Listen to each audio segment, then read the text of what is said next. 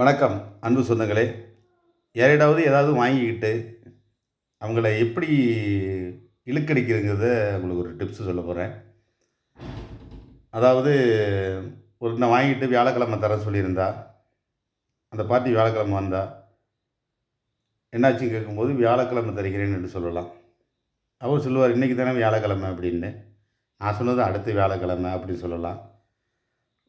ஃபோனை அடிக்கடி சுவிட்ச் ஆஃப் பண்ணி வச்சுக்கலாம். 2வது டிப்ஸு. வீட்டில் முன்கதவை பூட்டிட்டு பின்னாடி போய் உட்காந்துக்கலாம். 3.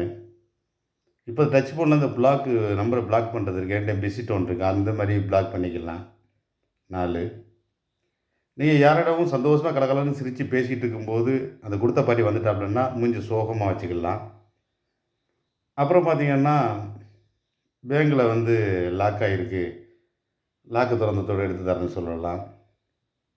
வெளிநாட்டில் அனுப்பின பணம் வேறு ஊருக்கு மாறி போயிட்டு பதத்தோடு வாங்கி தரேன்னு சொல்லலாம். குழுவில் எடுத்து தரேன்னு சொல்லலாம். நிறைய இருக்குது. அதிலன்னா நீங்கள் ஃபோனை அடுத்தவர்கிட்ட கொடுத்து ஃபோனை சார்ஜ் போட்டிருக்காங்கன்னு சொல்லலாம். அதிலன்னா ஃபோனில் இன்கமிங் இல்லாமல் போயிட்டு காசு போடணும் அப்படின்னு சொல்லலாம். நிறைய விஷயங்கள் இருக்குது. ஒரு சில டிப்ஸை மட்டும் சொல்லியிருக்கேன். அதை ஃபாலோ பண்ணிங்கன்னா ஓரளவு கொடுத்தவங்கள்ட்ட அப்படி இப்படி நீங்கள் இழுத்து அடிக்கலாம். மேலே சில விஷயங்கள் நல்ல விவரங்கள் நிறையா சொல்லணும்னு நினச்சேன், மறந்துட்டேன். அடுத்த வீடியோவில் சொல்கிறேன். நன்றி.